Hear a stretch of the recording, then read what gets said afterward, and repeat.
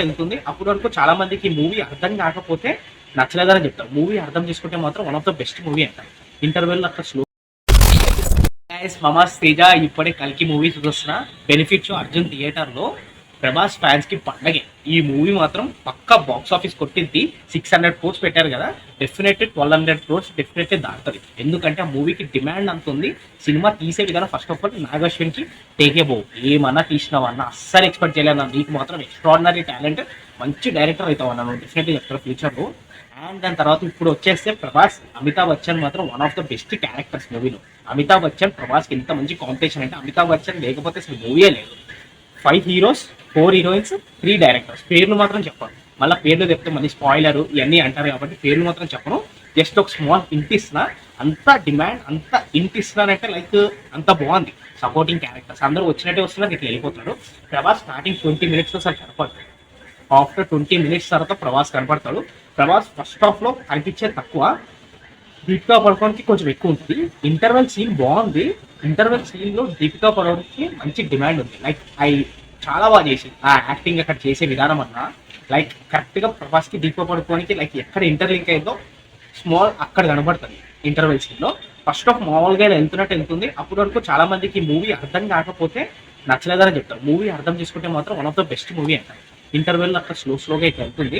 Movie పర్లేదు. First of second half విషయానికి వస్తే క్లైమాక్స్ మాత్రం బాక్స్ బద్దలు అయిపోయింది. ఏమన్నా తీసిండి అసలు క్లైమాక్స్. పాండవులకి కౌరవులకి మధ్య యుద్ధం, ఫ్యూచర్ కి మహాభారతంకి ఎట్లా రిఫరెన్స్ చేశాడంటే సినిమా లాస్ట్ క్లైమాక్స్ చూసిన తర్వాత ఆల్మోస్ట్ అందరికి అర్థమైపోతుంది. ప్రభాస్ది one of the best character. Prabhas అసలు మనం అసలు ఎక్స్పెక్ట్ చేయని క్యారెక్టర్. ప్రభాస్ది ఈ క్యారెక్టరా అని లాస్ట్ లో తెలుస్తుంది. అంటే ఏంటి అంటే అసలు మీరు ఎక్స్పెక్ట్ చేయరు ప్రభాస్ ఈ క్యారెక్టర్ ఇచ్చిండా అని మీరు అనుకుంటారు. అంత బాగా తీశాడు. అండ్ దాని తర్వాత హీరోయిన్ అంట దీపికా పడుకోన్ ప్రభాస్ అన్న కెమిస్ట్రీ ఏమీ పెద్దగా లేదు మూవీలో. జస్ట్ మామూలుగా ఫైట్స్ మాత్రం అదిరిపోయింది.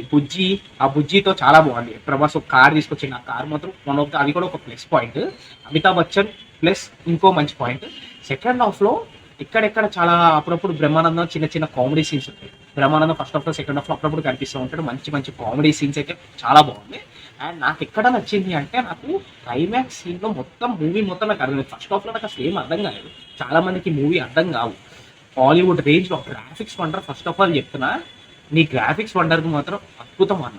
ఏమన్నా తీసినావన్నా నాగశ్విన గ్రాఫిక్స్ మాత్రం ఏమన్నా తీపించినావా అస్సలు మైండ్ బ్లోయింగ్. అసలు ఆ లొకేషన్స్ అన్న మధ్యలో ఒక బాలీవుడ్ లో ఒక హీరోయిన్ తో ఒక లొకేషన్ ఉంటుంది. ఆ లొకేషన్ ప్లేస్ మాత్రం అదిరిపోయింది.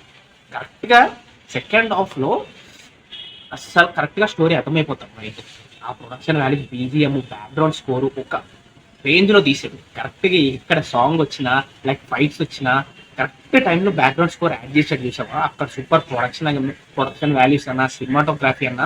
ప్రభాస్ కెరియర్ లో డెఫినెట్లీ బొమ్మ బ్లాక్ బస్టర్ అయితే 600 crores పెట్టింది కదా. 600 crores డెఫినెట్లీ 1000 crores దాటే నేను వస్తుందని నేను అనుకుంటున్నాను. ఎందుకంటే ఆ సినిమా చూడంగానే, ఆ క్లైమాక్స్ చూడంగానే నాకు రేంజ్ అనిపించింది. ఎందుకంటే పాన్ ఇండియా మూవీ మంచి మంచి సపోర్టింగ్ క్యారెక్టర్స్, పెద్ద పెద్ద క్యారెక్టర్స్ ఉన్నారు కాబట్టి ప్రతి ఒక్క మ్యూచువల్ ఫ్యాన్స్ ప్రభాస్కి ఒక రేంజ్ ఫాలోయింగ్ అని మిగతా మ్యూచువల్ ఫ్యాన్స్ అందరూ చూడాలనుకుంటారు. ఎందుకంటే దీనికి అసలు ఫస్ట్ ఆఫ్ ఆల్ ప్రమోషన్స్ కూడా అవసరం లేదు. ప్రమోషన్స్ కాకపోయినా కానీ మూవీ ఇంతవరకు తీసుకొచ్చిందంటే రియల్లీ హ్యాట్స్ ఆఫ్ అన్న. నాగశ్విన్ అన్న నువ్వు డెఫినెట్లీ ఫ్యూచర్ డైరెక్టర్ సూపర్ తీసినావు.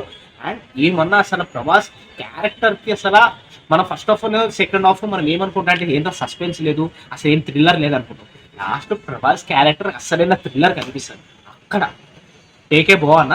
అండ్ దాని తర్వాత ప్రతి ఒక్క మూవీలో చేసి ప్రతి క్యారెక్టర్ బాగా చేసి కొన్ని యూట్యూబర్స్ ఉన్నారు. యూట్యూబర్స్ కూడా చిన్న చిన్న క్యారెక్టర్ ఇచ్చాడు.